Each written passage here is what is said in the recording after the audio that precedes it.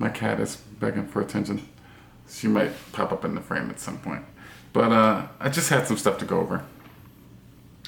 And I wanted to go over a7 IV versus the a7C2. And even though I picked the a7 IV to begin with, and why I went back to the a7C2. So, you ready? Let's go. The a7 IV. So I'm going to give you all the good things about the a7 IV. Let me switch my chair so I'm actually facing you all the way. Alright. So, I got a list here. So if you see me looking down, that's why.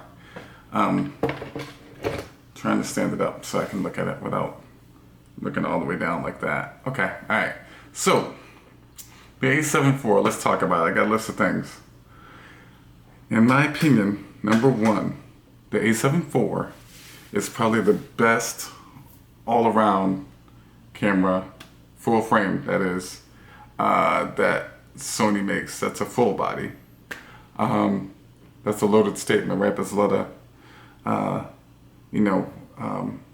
buzzwords, but what I mean by that is they have APS-C cameras, and unless you're doing video only, I really don't think the APS-C cameras are the best all-around cameras. I think that that literally you can probably do most of the things with the APS-C camera, so that's a lie. But part of you, if you're a photographer, is always going to want to know if you have the full frame look. So that's what I mean by that. So as far as the full frame things that they make, the a7 IV, for the average person, either you're getting into photography or you just want a good all-around that covers all the bases, the a7 IV is probably the best at that. Okay. Number two is the grip. I love the grip on the a7 IV. For the weight of the body, that grip is amazing and it's perfect for me for that size body. The EVF, so this is 3, right? The EVF, like looking through this versus looking through this is different. A7 IV, like this, right? And the magnification's good. And it's not as great as, say, the Canon EVF, and the screen on the back is not as great as the Canon EVF, or Canon LCD, sorry. But in the Sony realm, it is overall good, but it's better than the a7C2, okay? There's more customizable buttons.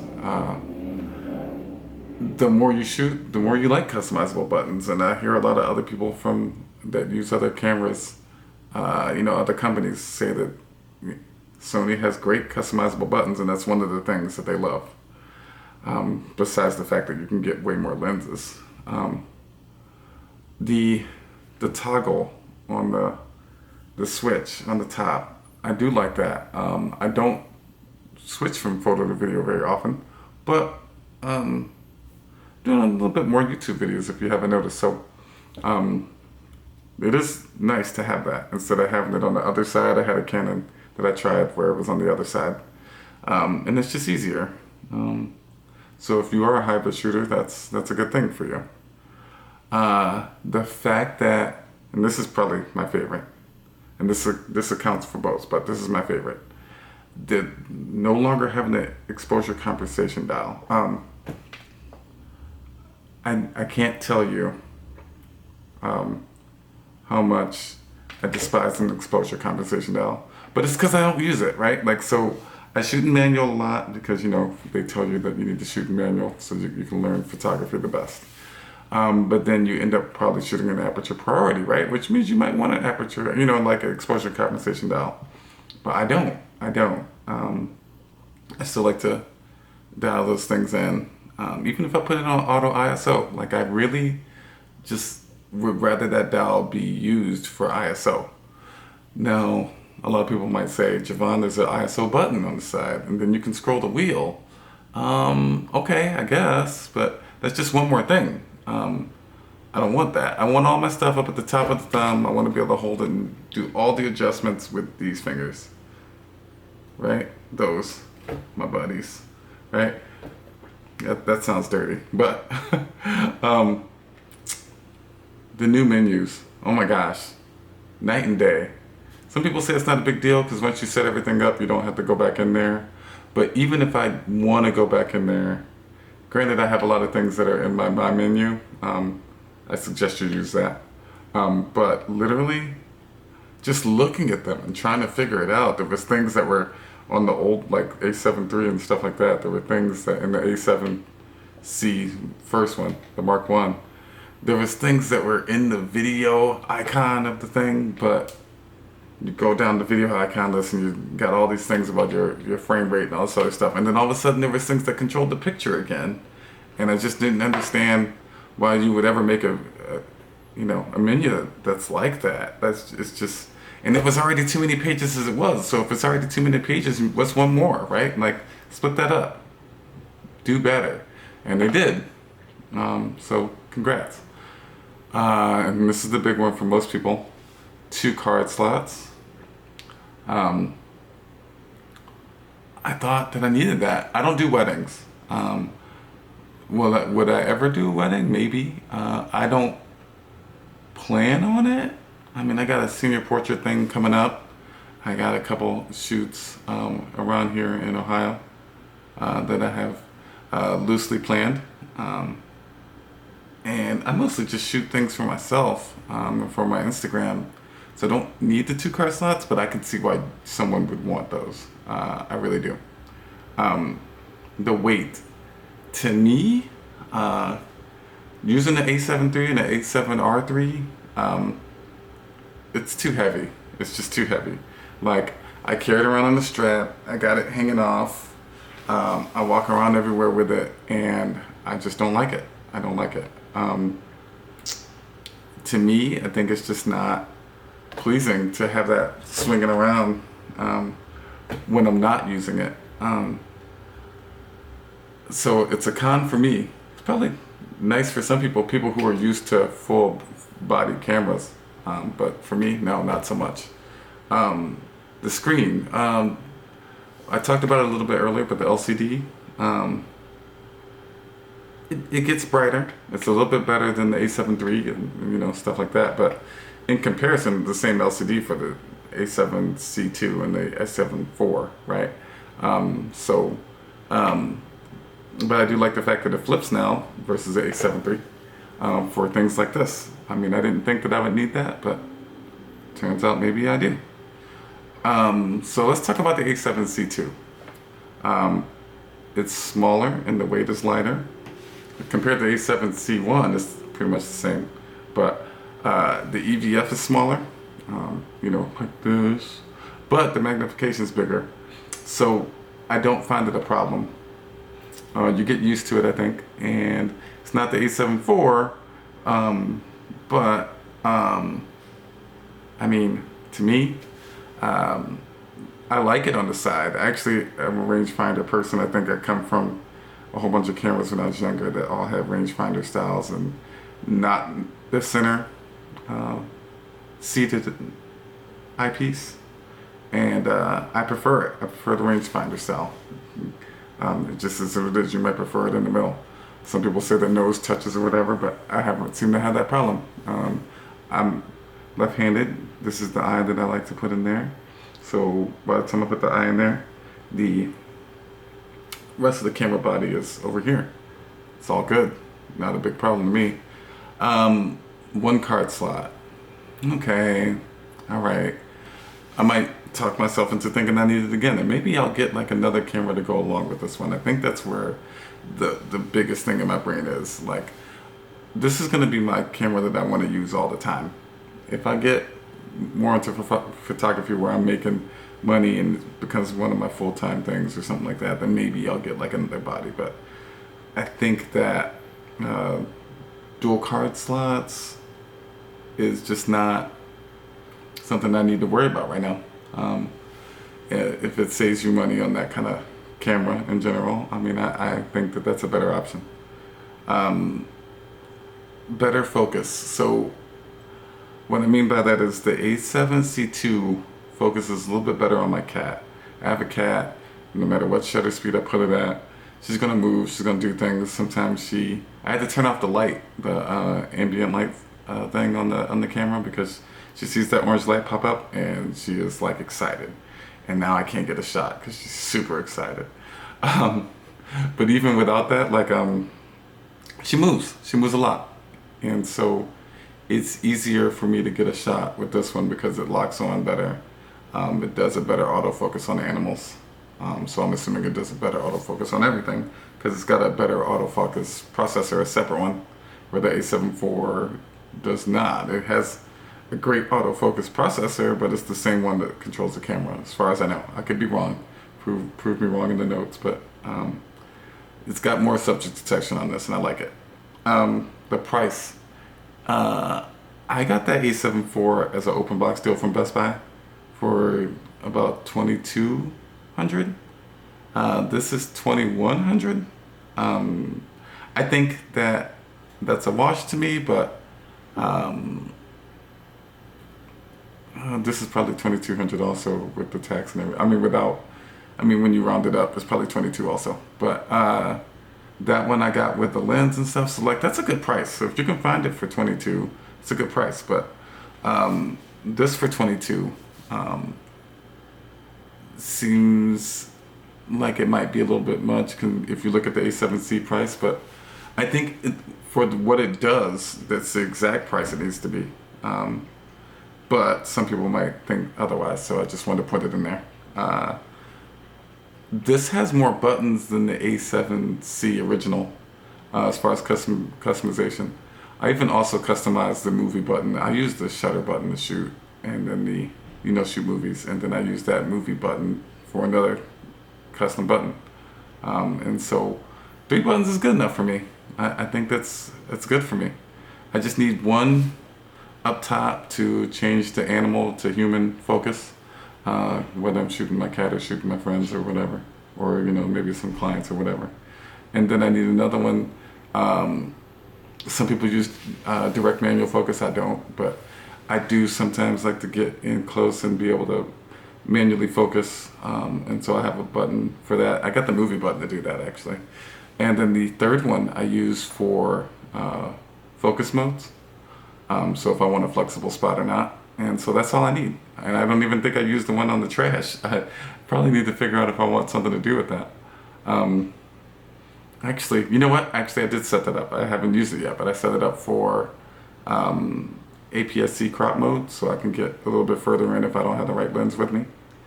I think that this camera has better colors than the a7 IV, just by a little bit, not by much. I know people talk about this, and I know that colors are subjective. I have a graphic design degree, and I think that I was just talking to my friend today about how he thinks that things that are purple to him are purple, and then his wife will think that they're not purple, they're pink, right? Those are shades, and so the shades, as long as the shades are close, you can get them probably where you need to be. But I think just for ease of editing, these colors are closer to the colors that I like. They're not Fuji level or Nikon level in my opinion, but they're close. They're so close that I can't say anything anymore. Actually, I think some of the colors on this are better. So take that for what you want. If you take a look at some pictures, maybe see if somebody's got some unedited raws up. I think the colors are pretty close to accurate as to what they really actually look like. Okay? Whereas Fuji colors are probably more close to what my brain wants them to be. But these colors I think are super accurate. I think you just have to look and then compare them. Like, take a picture and then look at it. These colors are pretty accurate. The exposure on it, I think, when I say exposure, I mean like when you put it in aperture priority mode and you put your ISO on auto, what the scene is recognizing, I think does a better job than the a7 IV. The a7 IV is like maybe like a half step too bright for me sometimes, and this is like more spot to what I want, what I think is good. Doesn't necessarily mean that it's what you might think is good, but like I said, take a look at it again. I think this camera is a better travel and everyday camera, and I think that right now where I am in my life, everyday camera is more important to me because I just want to take it everywhere, right? And I took the a7 IV everywhere, and sometimes I'd hate to pull it out because I didn't want people to look at me all weird. I mean, they're still gonna look at you because you have a camera, but when you got that bump on the top for the EVF and the bigger body, people are like, oh, he's a professional, right? Whereas, and so even you think that, right? You think, oh man, I got to use this camera to get a banger, otherwise this camera is useless. Like I paid a lot of money for this, and this, I got to only take banger pictures. I can't just take a picture. Like I snap probably 15 pictures of my cat a day. Am I posting them all online? No. But the fact that I posted 15 versus trying to take the best one, I end up sometimes with 2 that I like, maybe sometimes 5.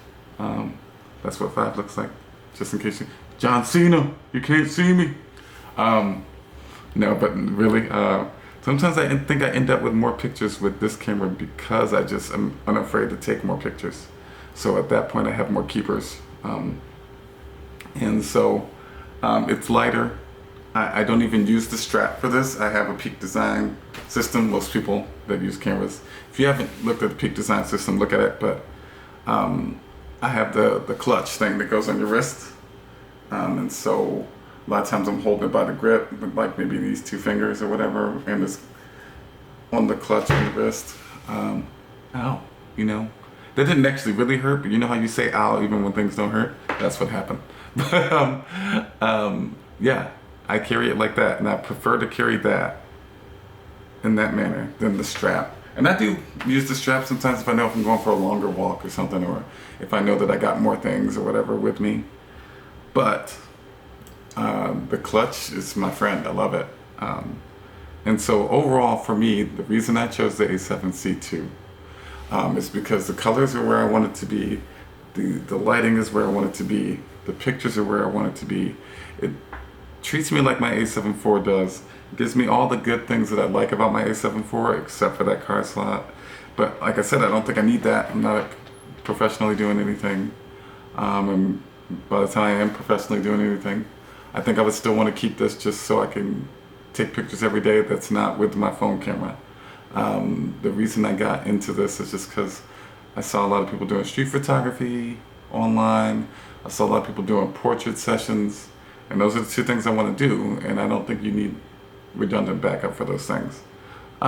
Would it be nice to have redundant backup on a portrait shoot? Sure, but the other thing is the size and weight. Like I said, it makes you want to carry it. It does all the things that, like I said, the a7 IV does in a smaller body.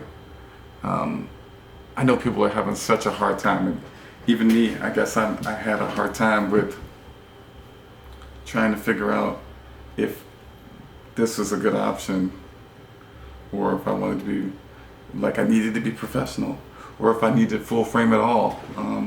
I tried crop sensor stuff. Like I said, I'm a Fuji fan. I tried some crop sensor stuff from Canon and Sony. And is it close? Yeah, it's close. It's so close that you could, like, I don't know if you look at YouTube, but Arthur R, you know, he's doing good things with crop sensor. Amazing things. He takes great pictures. It's the lens for sure. You get a good lens, you can take good pictures with either one. But looking at full frame and knowing that I can have a 1.8 in the background be, let's be honest, a lot of people get into it for the background, right? That 1.8 background is different than, say, using a Fuji lens that goes to f2, because that's crop sensor wise, it's what, like f2.8? Yeah, more things are in focus, but if you want that blurrier background and you want that separation between subject and you know, like this kind of thing, I don't think it's gonna do it. Oh, there it is. Okay, see that separation? That's not gonna happen as easy on a Fuji or another crop sensor without you getting into the lenses that are the same price as the Sony lenses. So at that point, just get a full frame and get those lenses if you're gonna do that. So this is why I think, and I hope, you know, for the sake of people at the retail place, that this is the camera that I'm sticking with. So thanks for tuning in. Thanks for watching my video. Thanks for the new people who subscribed. if you want to subscribe and like. I don't know how many videos are going to be on here, but maybe one day I'll have a GoPro and I'll walk around and do first person, you know, POVs of me taking shots out here in Cleveland. If you see me, say hi in Cleveland. All right, but thanks for tuning in. Appreciate it. Bye.